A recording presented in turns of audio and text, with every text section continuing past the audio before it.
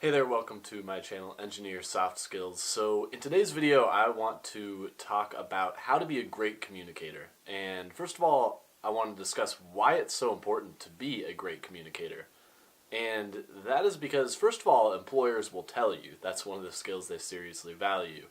And it's not necessarily obvious. You think you're being paid and compensated and valued for your technical skills, but that's just not always the case. Your communication skills are vastly important. Not only will employers tell you that, but I've also seen in my own career just how important they can be. I can't tell you how many projects I've been on that good communication could have saved problems down the line. It could have helped projects move more efficiently. People didn't speak up when they knew things that they could have brought to the table that would have really helped move the project along. So how do we go about being great communicators? Number one is to understand what great communication is. So good communication is offloading your ideas so that there is this flow of information, so that people are understanding the things that you're understanding, so that you're on the exact same page, so that there isn't any potential disagreement at the end of a particular conversation. You aren't leaving thinking two different things, and the information that you should have passed along got passed along. Number two is to say what's on your mind. So part of being a great communicator is having a bit of a low filter.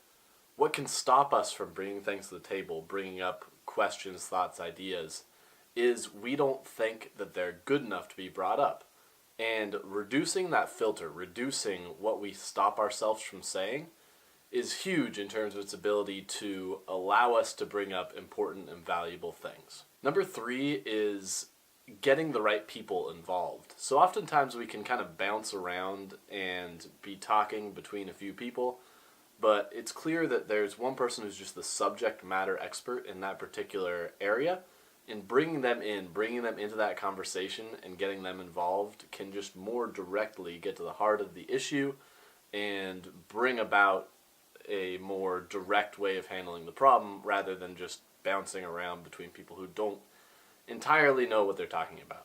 Number four is to have the right body language. I've heard it said that communication is maybe 10% the actual things you're passing along and 90% the body language.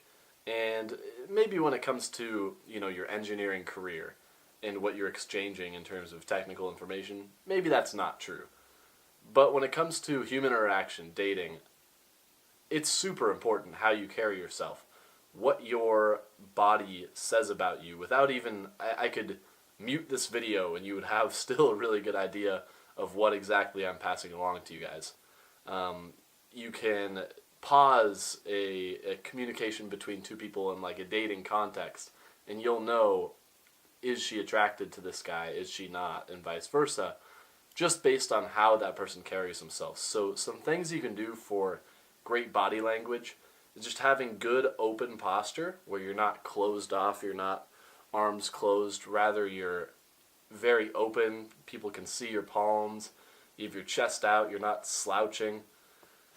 Good open body language, strong body language really communicates great things about yourself and allows you to connect with others better.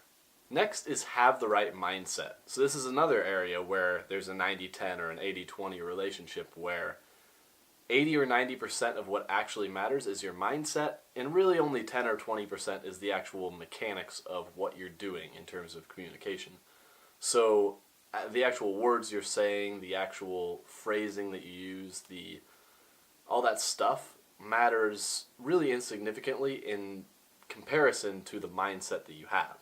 So if your mindset is driving those other things, so if you get the mindset right, you don't have to worry so much about the particulars, about the mechanics. If your mindset is such that I bring value to this conversation, I'm a great person to talk to, you're going to bring a lot to the table, more so than somebody who might have learned all the specific little details in terms of the mechanics of being a great communicator, but just doesn't have the right mindset. I know that for me, especially at a work context, I can really get in my own head where I'll think that asking this question might result in me getting fired. Like, my brain will literally go to things that intense, And having a mindset of recognizing that a lot of our fears are totally irrational and wildly out of touch with reality, and then bringing the mindset of, no, I have value that I bring to this particular interaction is super huge in terms of your ability to be a great communicator. Next is to embrace imperfection. So I found that I used to not speak up at all because I felt like I had to have the perfect thing to say. I had to have something that was the best possible idea. In engineering, it's on a spectrum in terms of how good your ideas are, and you're never going to have the best possible idea out there. It could always be improved upon. Like any product that you look at throughout the years could have been improved upon in some way. So expecting yourself to be perfect in terms of what you bring to the table is frankly ridiculous. And allowing yourself to be imperfect in terms of what you say, in terms of how you say it, all that type of stuff, just accepting that you are imperfect and going forward anyway, is hugely valuable in terms of your ability not just to be a great communicator, but to do great work in general. Finally, have fun with all this, especially if you're someone who struggles with this communication thing and the confidence to be a good communicator. It can feel really tough, it can feel really emotionally draining to put yourself out there and try to be really good at communication. So just have fun with the process. Don't beat yourself up if you're not getting the results you want, if you're shying away from conversations and feeling like you should have stepped up. Just have fun with yourself. Don't be too hard on yourself. Have fun with the process. Find ways of enjoying yourself that will help level you up. Interact with friends more. Go out into social environments more, rather than it all having to be strictly engineering, soft skill improvement. Have fun with the communication skill development. Alright guys, that is it for this video. Thank you so much for watching. This is my channel, Engineer Soft Skills, where I teach you how to develop all the skills that you didn't learn in school. You learn most of the technical skills you need to learn, while I'm sure you can brush up on those. This is where you learn the soft skills, the other skills that will help you in your career. So if these videos are bringing you value, please subscribe to my channel. Please hit that like button, comment, all that stuff. I'd really appreciate hearing from you guys. Thank you for watching.